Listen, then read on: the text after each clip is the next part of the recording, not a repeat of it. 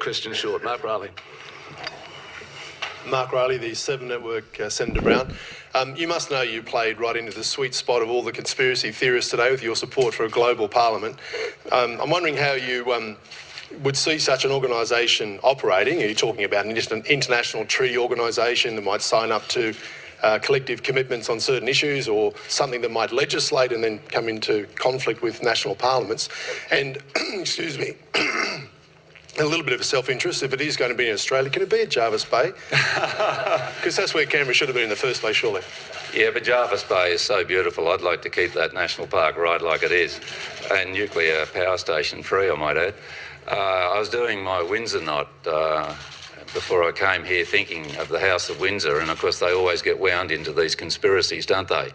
No, look, we are moving towards a globally informed community that's got to live with itself. And we have always espoused democracy. I can tell you that the two moves the Greens have made for a global democratic support for moves in the United Nations have been voted down by all other parties, both in 2002 and earlier this year. This is conceptual. But I'm talking here about vision. Why should Australia not be the centre of what is inevitably going to be a global parliamentary governance? Okay, so then we've got a final proposed amendment to the Charter that's been proposed by the Australian Greens, and it's replacing the... What the workshop is, and they want to keep the original text. Okay, that's the original text is up the top, and the proposal is to keep that original text rather than have the proposed change that came out of the workshop. So the proposal is... Is that understood?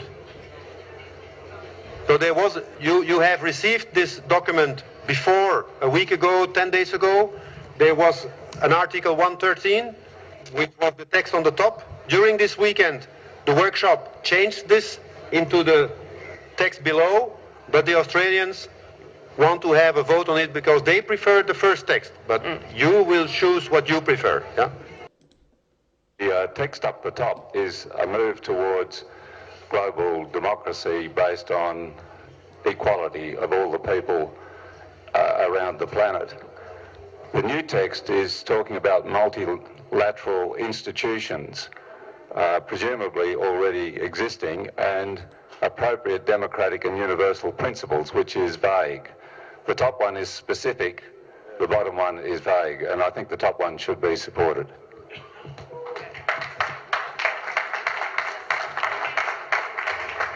Do we have a speaker that wishes to speak in favour of the bottom text?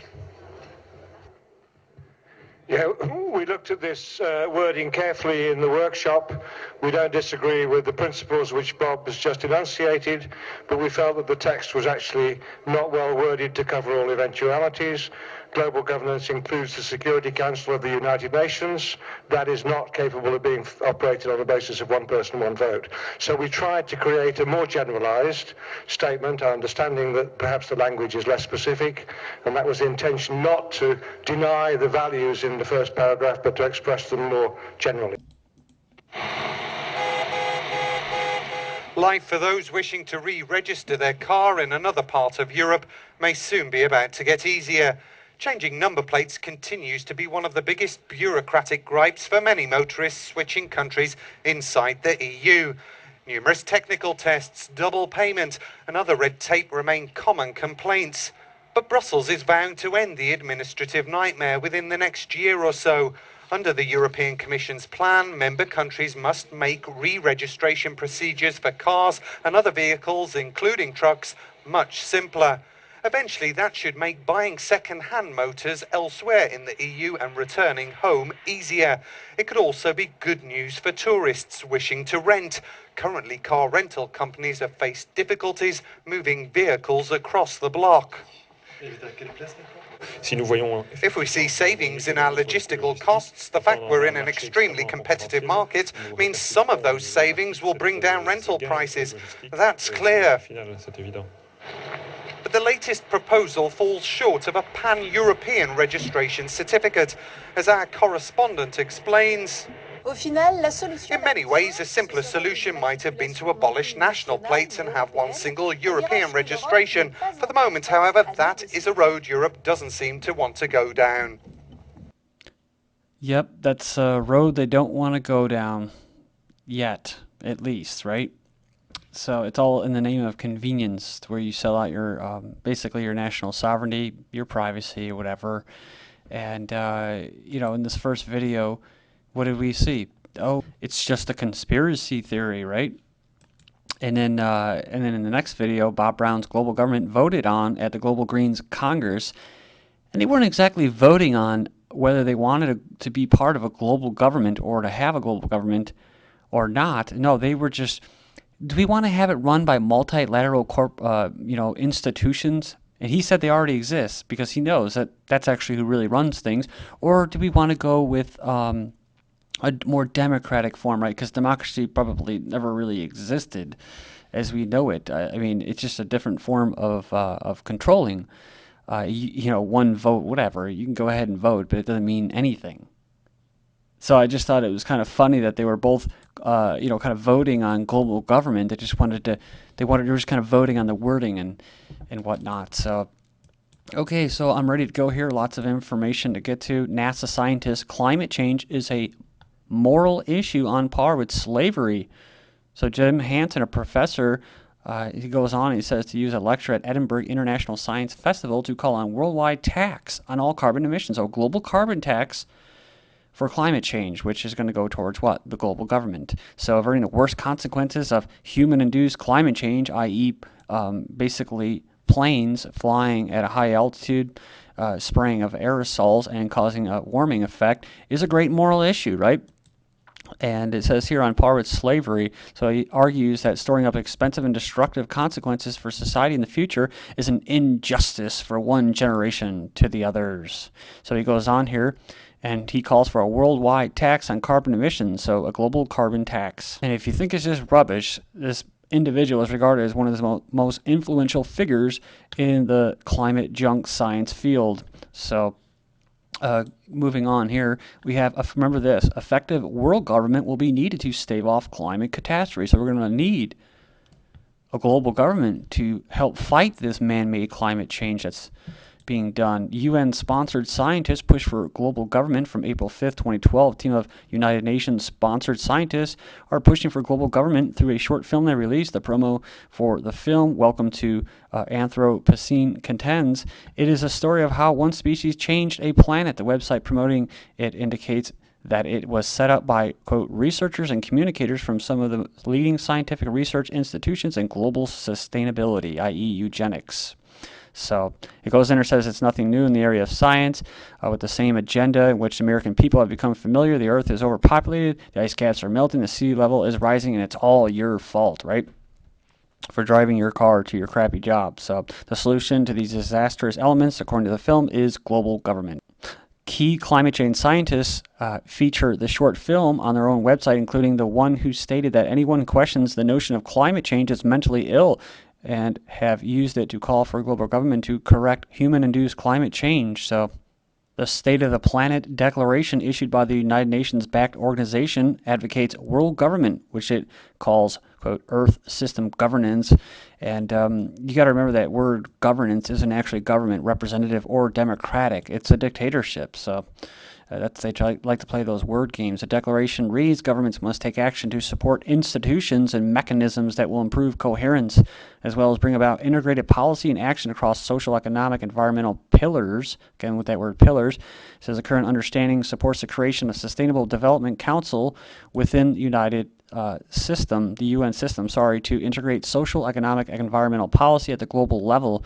There is a strong support for strengthening global governance by including civil society, business, and industry in decision-making at all levels. So it's required to strengthen global governance includes continued exploration of new areas of knowledge, such as theoretical and applied research in behavioral science. But that agenda was years in the making. In 1990, Maurice Strong, the leader of the international environmental movement, asked, quote, "What if a small group of these world leaders were to conclude that the principal risk to the earth comes from the actions of the rich countries," that's us guys, just in case you forgot how rich you are, "in order to save the planet, the group decides, isn't the only hope for the planet that the industrialized civilization's collapse? Isn't it our responsibility to bring it about?" End quote. This was allegedly a speculative plot for a novel that Strong was considering writing, though he had never penned the novel before or after 1990. And now he's the head of the United Nations Environmental Program because he pushed it, right?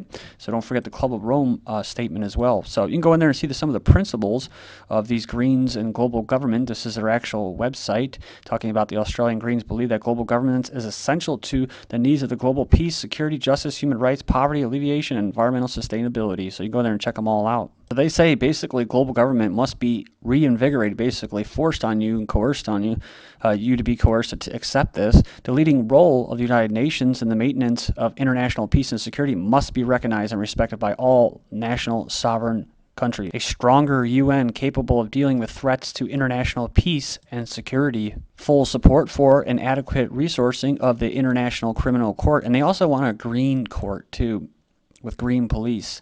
Moving on, we have fear of tyranny is now treated as psychiatric disorder in the West.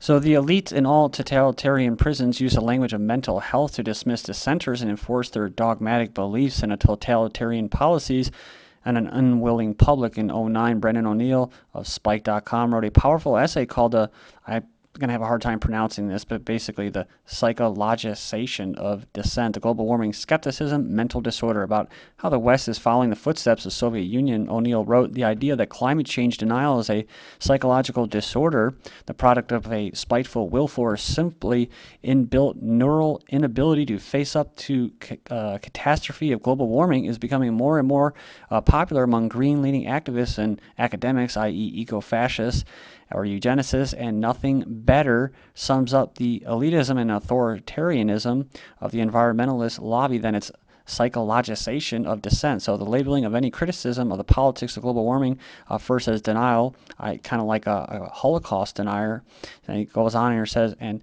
now as evidence of mass psychological instability, is an attempt to write off all critics and skeptics as deranged and to lay the groundwork for inevitable authoritarian solutions to the problem of climate change. It means they could just lock you up, right? And the young people in schools, these re-education camps, they're being taught that too. Over 40% of California public school suspensions are for willful defiance or disruption. So anti-authoritarian disorder is what they would call it. So, and a lot of them are actually getting locked up behind jail for stuff that's going on in school. China buys inroads into the Caribbean, catching U.S. notice. They bought a $35 million stadium in the Bahamas a few weeks ago, a gift from the Chinese government. Then Wyoming town population 1 sells for $900,000 to a Vietnamese buyer. The buyer said that he flew to Wyoming from Vietnam for a purchase he likened to the American dream. So the American dream is basically selling all of the property and stuff like that off to foreign countries and foreign individuals. Billionaires should be allowed to buy up planets and rip up an out-of-date space treaty, claims expert. Private companies should be able to buy land on the moon or other planets or tourism. So they already have mining rights. People already own mining rights to the moon, just in case you didn't know. For rent, Greek police available for 30 euros an hour. So they're renting out their cops now in Greece as people are committing suicide and getting ready to jump off buildings. And UK exporting surveillance technology to repressive nations, to themselves? David Cameron defends secret courts and surveillance plans. So there you go. Moving on here, we have Berlin wants panels to check EU fiscal discipline. He wants independent panels of academics, i.e. Technocrats and experts, to keep a close eye on states' budgets. So that's really good. A modest step for the Eurozone is what? A bailout of $1 trillion, so it's a very modest step. Improvised bomb explodes outside Greek Reform Ministry, so things are getting kind of bad over there. And then we have Britain plants stake in Myanmar's future. Well, a stake in what? Like in Somalia, they have a stake in oil. UK firms in secret talks on joining Burma gold rush. Well, how are they going to do that? China calls for lifting on Myanmar sanctions, i.e. Burma. Well, U.S. to ease sanctions against Burma, so they're listening to China. And she's basically an agent for Britain, going to Oxford and whatnot. Jefferson Parish gets $600,000 playground grant from FEMA, i.e. they're going to be turned into FEMA camps. Next up, we have world food prices rise further, raising fears of unrest. The U.S. Army has riot control exercises, or as they call it, civil disturbance training. And this was in Washington State. Here's a soldier basically playing a restless FEMA prison inmate. So the black community fears it was a hate crime, but the Tulsa shooting suspect is an American Indian. This is GGN and I'm Darko. Thank you.